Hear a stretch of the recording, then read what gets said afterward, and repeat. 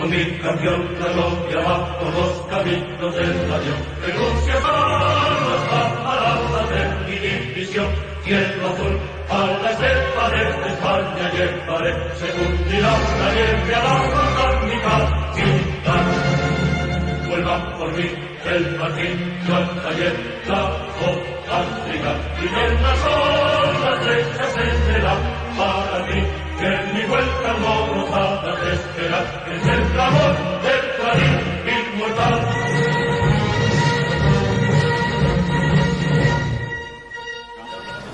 Quiero agradecer de forma muy especial a los jóvenes organizadores de este acto, que demuestran una lealtad, una fidelidad y un carácter digno de subrayar en la época que vivimos. Es cada vez más difícil encontrar personas que tomen la iniciativa y que se decidan a organizar actos contrarios al espíritu de la época. En el año 480 a.C., en una batalla conocida como la Batalla de las Termópilas, tuvo lugar un hecho fundador del pensamiento occidental y de nuestra civilización, porque se creó un estilo y una forma de ser. En aquella batalla que se libraba entre ciudades griegas independientes que no tenían conciencia nacional, Esparta, Atenas y alguna ciudad más, frente al imperio de los persas. Existían los atenienses, que llevaban una vida filosófica, cultural, cultivada, y una ciudad como Esparta, pequeña, con pocos habitantes, y su rey Leónidas, que imprimió a ese estado, a esa ciudad-estado, un carácter. Eran ciudadanos soldados, cuya misión era vivir de forma espartana, de comer frugalmente, de entrenarse constantemente para el día decisivo de la batalla poder defender a sus mujeres, a sus hijos y a su cultura. ¿Qué tuvo de especial esta batalla de la antigüedad, de tantas que hubo?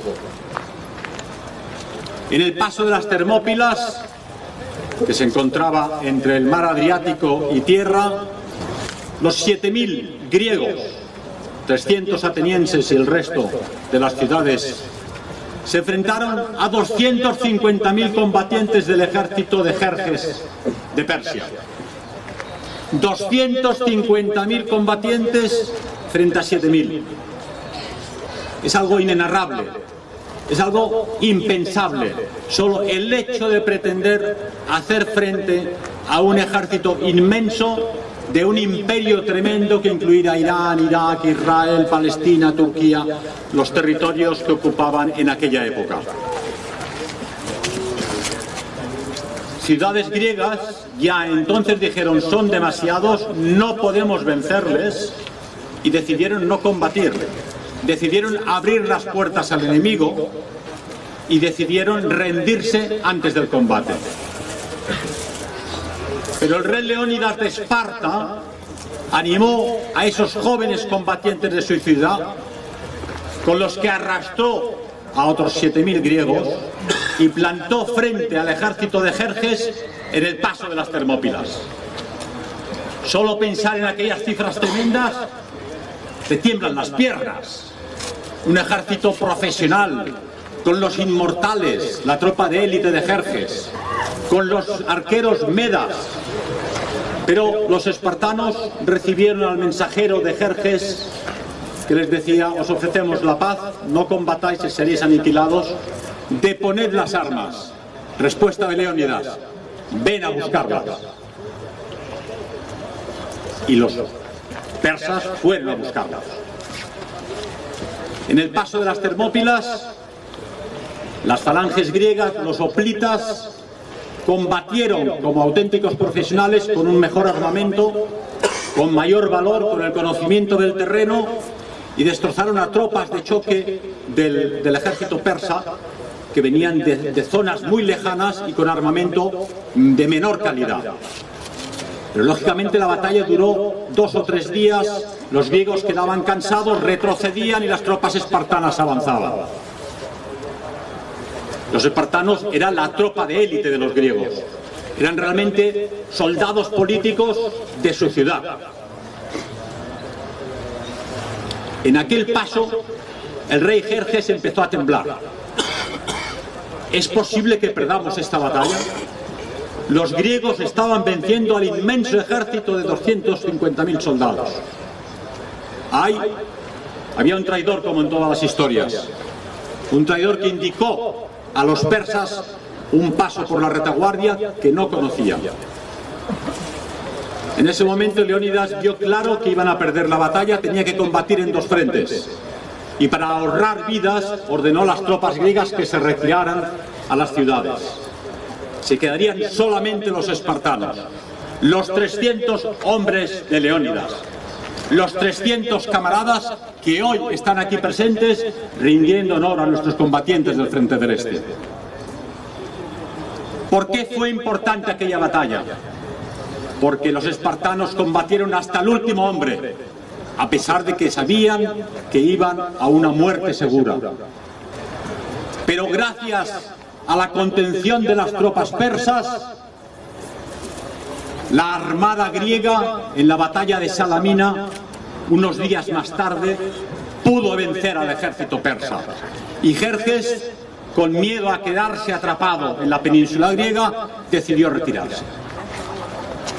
¿Quién de vosotros hoy en día, de los aquí presentes, quién de vuestros conciudadanos, contando con 300 hombres, se enfrentaría a un ejército de 250.000 efectivos? No sé si yo mismo me apuntaría a esta batalla, pero fue útil. Pero aquella batalla fue una de tantas de la antigüedad clásica. ¿Qué es lo importante de la batalla de las Termópilas? Nos enseñó el camino. No hay que rendirse jamás en la peor de las circunstancias. No hay que temer la superioridad enemiga. Y no hay que retirarse nunca del frente de batalla. Creó un estilo, y fue ese ejemplo tremendo de Leónidas el que hizo surgir el espíritu de la nación griega. A partir de entonces, todas las ciudades griegas dijeron: somos una nación, somos similares, tenemos una identidad cultural y étnica, y ellos son los otros. Es el Oriente, es Asia. Y de allí surgió la cultura griega de la que somos herederos. Europa, la Europa que conocéis hasta el día de hoy, es heredera de la cultura griega, de la cultura romana, de los pueblos germánicos y de la cristiandad. Eso es Europa, que creó un estilo que luego influenció en el mundo prusiano con Federico el Grande de Prusia. Es un estilo elegante, es un estilo que se sacude de la solapa las moscas. Cuando los arqueros medas de Jerjes llegaron, tremendos arqueros, decenas de miles de ellos, sus colaboradores le advirtieron a Leónidas: son tantos arqueros que las flechas taparán el sol. Respuesta de Leónidas: fantástico, lucharemos a la sombra. Eso es crear un estilo. Y cuando ordena a los combatientes griegos retirarse a las ciudades, habla tú a tú con sus espartanos. Era uno más entre ellos. Desayunar bien. Esta noche cenaréis en el Ares, el cielo para ellos. Iban a la muerte con una facilidad, una entrega y un idealismo hoy día impensable, reconocible en nuestros héroes del Frente del Este. Pero estos soldados políticos de la ciudad griega de Esparta no habrían tenido este valor sin unas esposas y unas familias que al partir al combate les decían: regresa con el escudo o encima del escudo. Encima del escudo regresaba el combatiente que había caído en combate. Ese estilo impregnó la forma de ser de los pueblos indoeuropeos, que luego ha creado toda una civilización y una cultura. Por poner un ejemplo, en Castelnuovo, una posición en Dalmacia, entre el mar Adriático y Montenegro. El tercio viejo de Zamora toma la posición, son 3.500 efectivos. Se enfrentan a 50.000 soldados del ejército otomano. Los nos encontramos con la misma situación. 3.500 hombres del tercio de Zamora, 50.000 turcos. Yo salía corriendo de inmediato, pero decidieron que no, que ellos se quedaban. Nuevamente el Solimán turco propone a los españoles: ríndanse y les dejaremos marchar.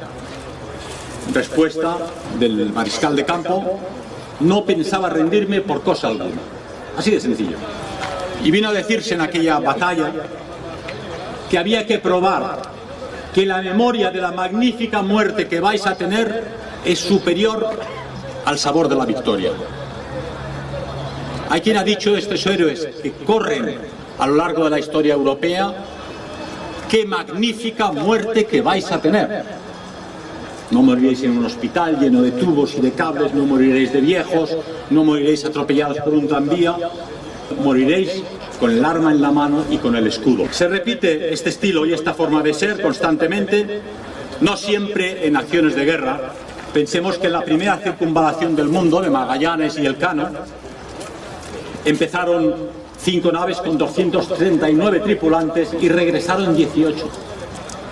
Para empezar, Magallanes ya no volvió porque en Filipinas, cuando descubren Filipinas, una de las tribus aborígenes le da muerte. Y es Elcano el que acaba la circunvalación de la Tierra.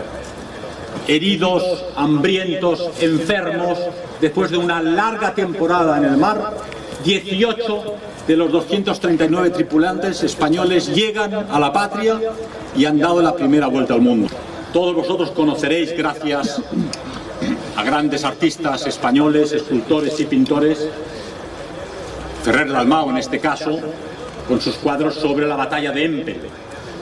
Si no conocéis la batalla de Empel, en 1585, el tercio viejo de Sarmiento, otro tercio español, en los Países Bajos, se encuentran sitiados por las tropas del mariscal Hohenlohe y deciden, como siempre en aquella zona en los combates, abrir los diques, los polder que contenían el agua, e inundar el campamento enemigo.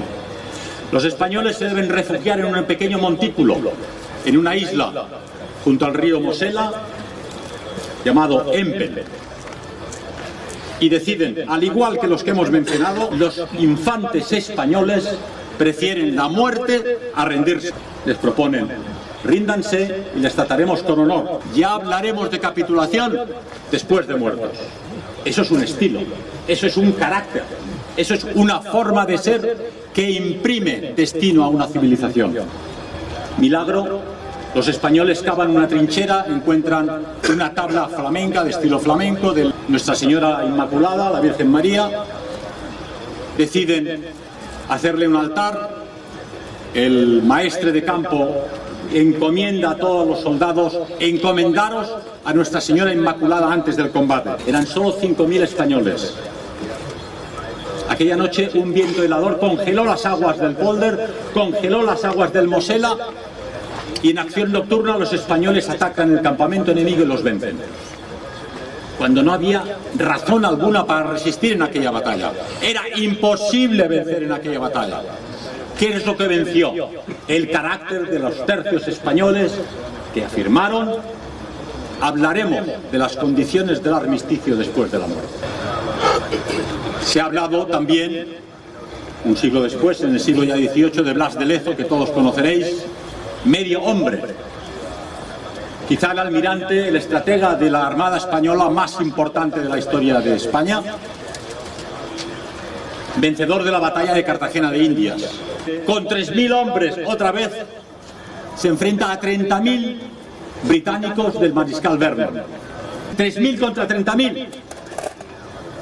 Es casi un hecho que se repite, que aquellos hombres que desprecian a la muerte y quieren vencer en situaciones imposibles, juegan además con cierta chulería: nosotros somos 3.000, vosotros sois 30.000, pero no vamos a rendirnos. Los españoles tenían 6 barcos, los británicos 180 barcos, los británicos 200 cañones, los españoles no tenían apenas cañones. Vencen los españoles, tuerto, manco y cojo. De ahí que se le llamara a Blas de Lezo medio hombre. Había perdido un brazo en la batalla de Tolón, había quedado tuerto en la en la batalla de Cartagena y en los sitios por las batallas entre Borbones y Austria se había perdido una pierna. Y lo más importante, a este hombre ni el virrey del Perú, que era su superior, a quien tenía envidia además por razones políticas, ni el rey de España recompensa alguna. Lo dio todo por su país, su cuerpo, su valor, su tiempo, incluso combatió más allá de la edad militar, tenía ya más de 50 años en la batalla de Cartagena de Indias y no fue recompensado. Es más, fue vilipendiado. Hay más, y tanto que hay más. Seguro que conocéis porque se acaba de inaugurar en Madrid un monumento a los últimos de Filipinas, el sitio de Baler. 337 días de asedio, 50 españoles. Olé. 50 españoles en una pequeña iglesia de la isla de Luzón en Filipinas, luchando por una provincia española que era en ese momento Filipinas. Estados Unidos ha declarado la guerra a España para quedarse con Cuba, Puerto Rico y Filipinas. Enredan a los nativos filipinos para que combatan contra los españoles. Caen 16 españoles y 700 de las tropas filipinas. Y Aguinaldo, que era el primer presidente de la República de Filipinas, ordena formar honores, después de insistir desde España y de los enviados y los gobernadores de que se rindiesen porque no había motivo para continuar resistiendo, que les hagan honores militares. Esos últimos de Filipinas, que han creado un mito en la historiografía española, han creado un carácter que ha de imprimir también nuestra personalidad. Pero una personalidad que no se basa solamente en el orgullo militar, sino en la fe.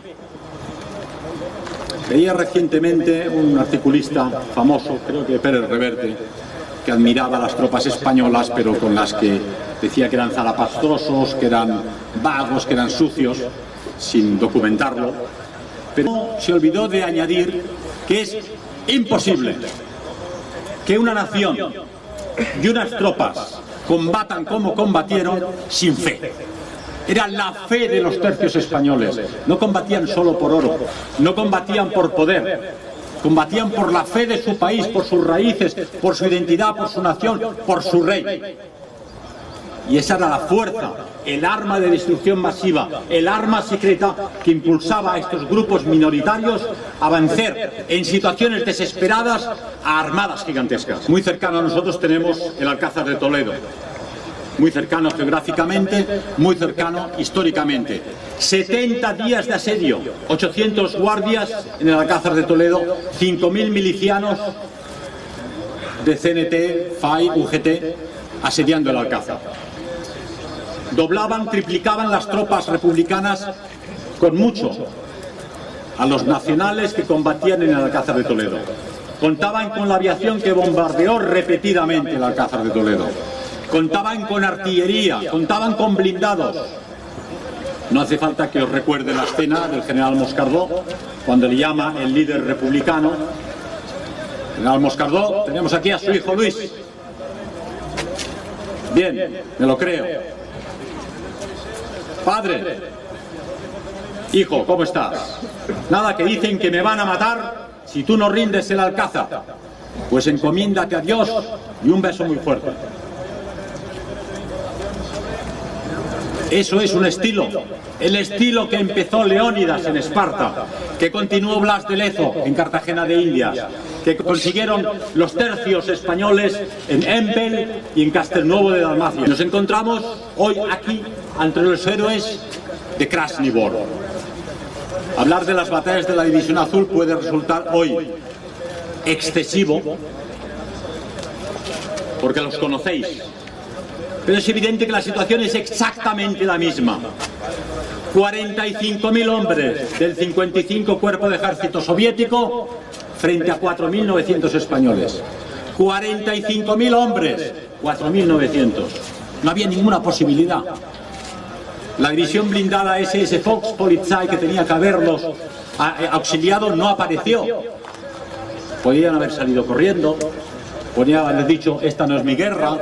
Podían haberse ido a casa, podían haber dicho, alemanes, ya os arreglaréis. ¿Qué hicieron los 4.900 españoles? No abandonaron ni una posición, no retrocedieron ni una posición.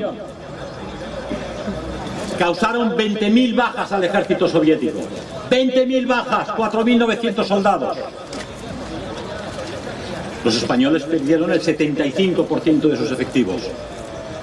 Pero la batalla Estrella Polar, que quería asegurar al ejército soviético la autopista Leningrado-Moscú, fue un fracaso para los soviéticos.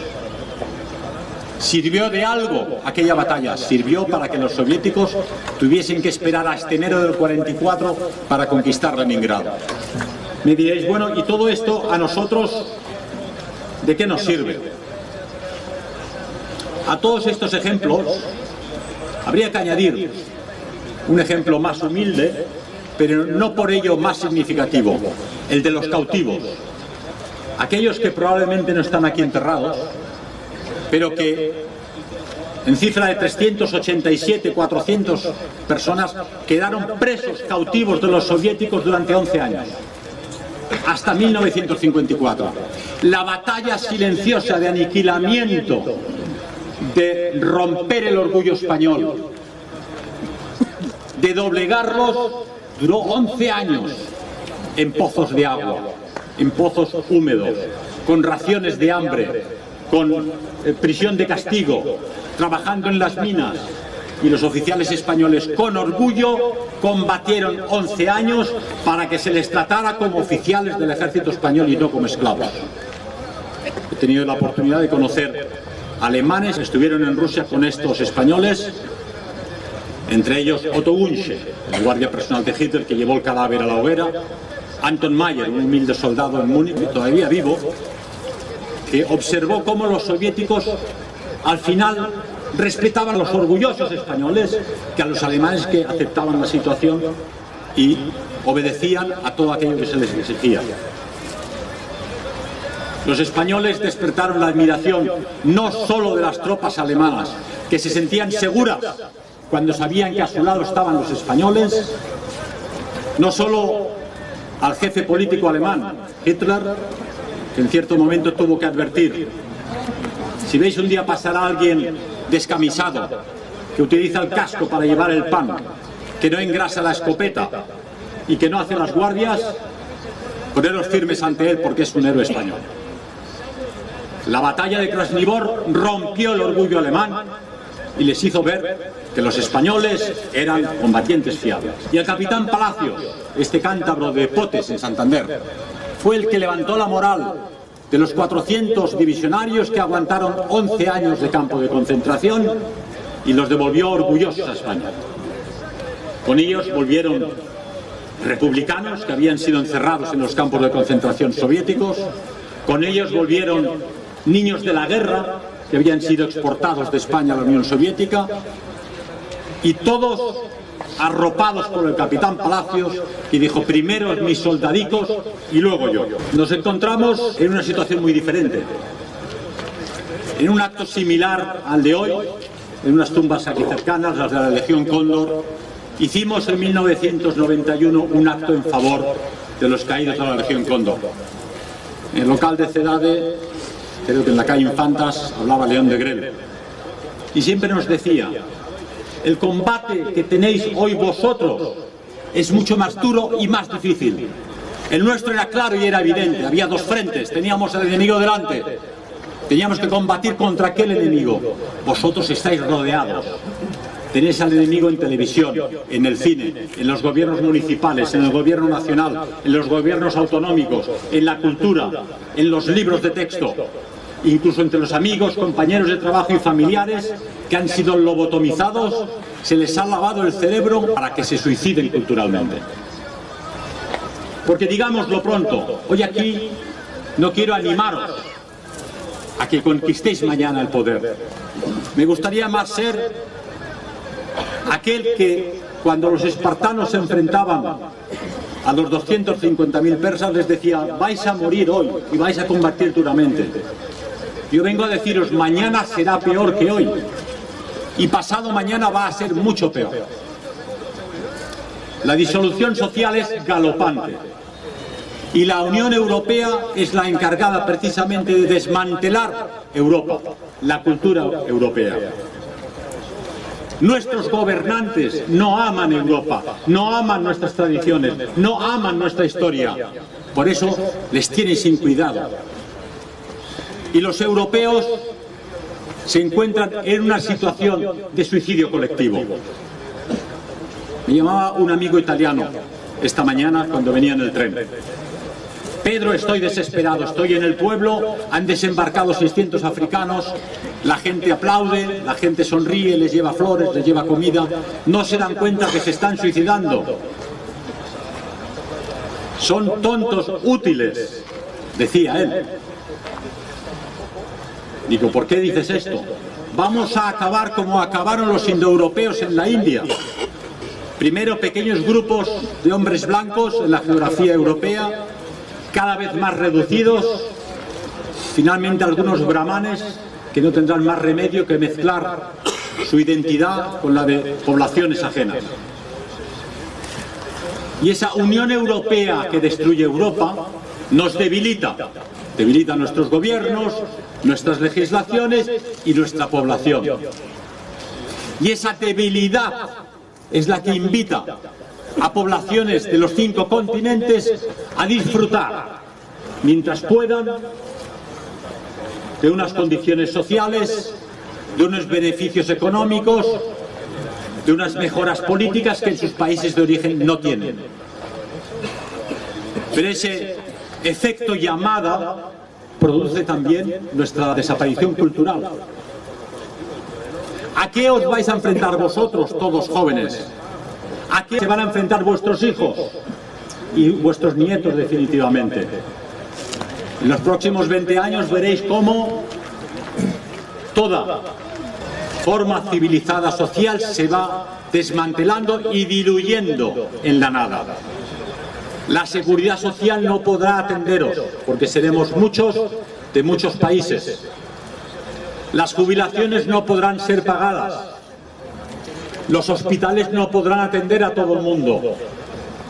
Habrá crisis económica y una crisis de desconfianza de las poblaciones europeas hacia la plutocracia y la democracia partitocrática.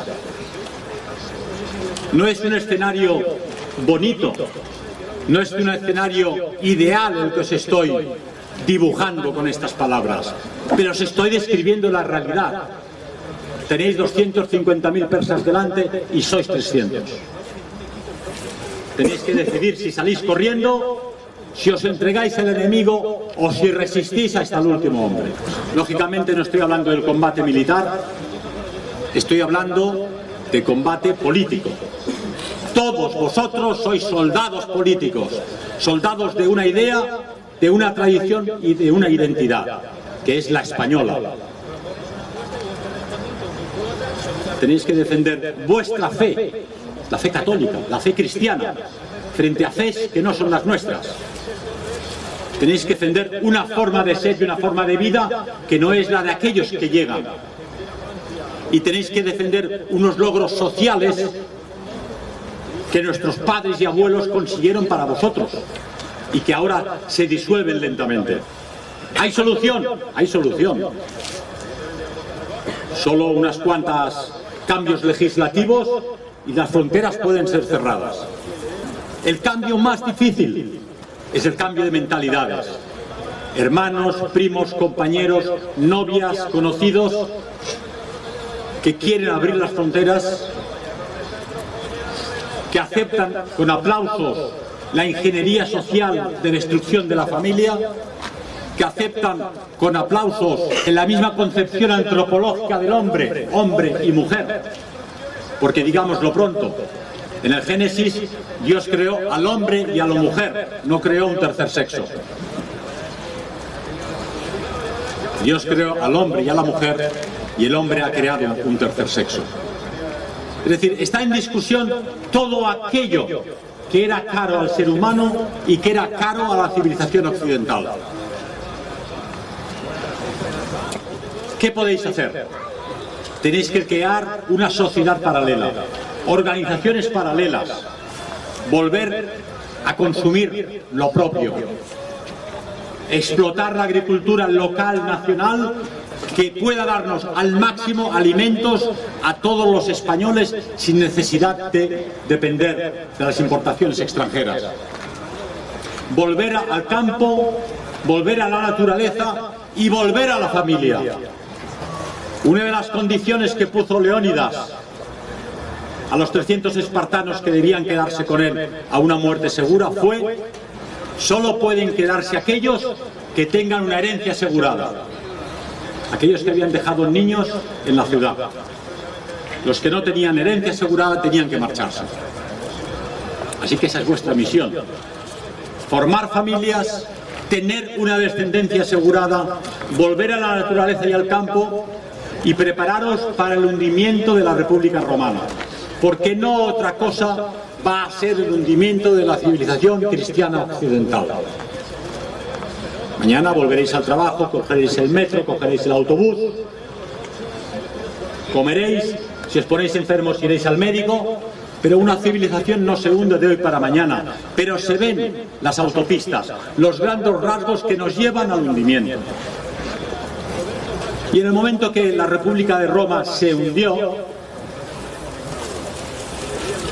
la gente que vivía en las grandes ciudades, que vivía de las donaciones de Roma, se fue al campo para sobrevivir. Tenéis que empezar a pensar que se van a producir una situación de tensiones sociales. Tensiones primero económicas. Los diversos grupos económicos querrán luchar para tener lo que otros no tienen. Enfrentamientos religiosos. Éramos un país relativamente homogéneo con una sola fe, y ahora tendremos muchas poblaciones con fes diferentes. Enfrentamientos, podríamos decir, militares, de agrupaciones humanas armadas que el Estado no va a poder desarmar. Existen ya barrios, banlieues en Francia, donde la policía no puede entrar. En Alemania mismo existen zonas no-go de poblaciones musulmanes armadas. Y esto no va a ir a mejor. Hay 50 millones de musulmanes en Europa, muchas bellísimas personas, millones de africanos que no paran de llegar.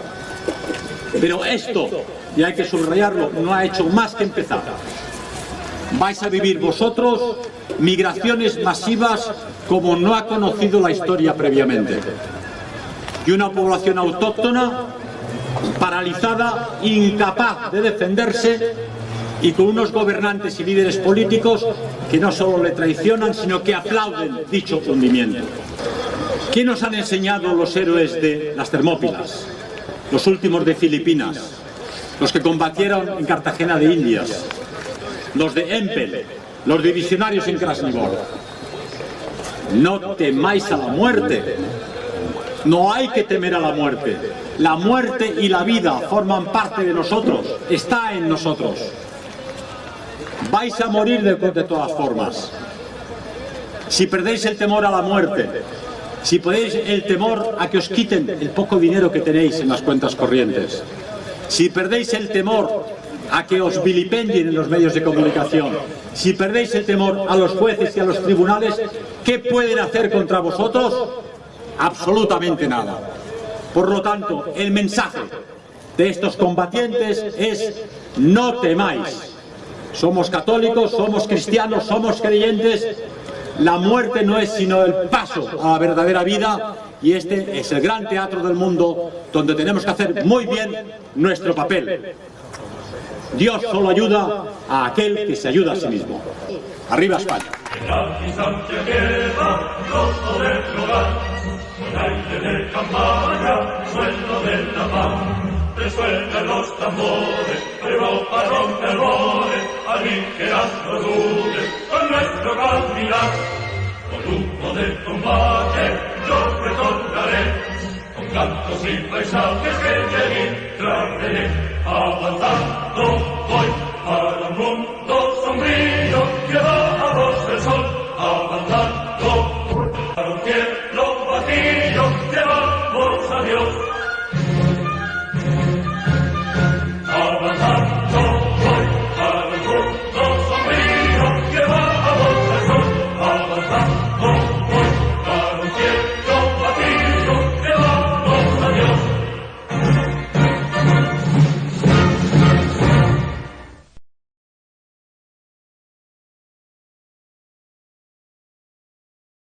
Wenn ich aber nun von Norden beginne, dann muss ich weiter diese Soldaten einer Division nennen, die aus dem Süden Europas stammt und die am Ilmensee alles das mitgemacht haben, was von unseren eigenen Männern gefordert werden musste. Wenn die spanische Division dereinst in ihre Heimat zurückkehrt, werden wir ihr und ihren tapferen General kein anderes Zeugnis ausstellen können als die Anerkennung der Treue und Tapferkeit bis in den Tod.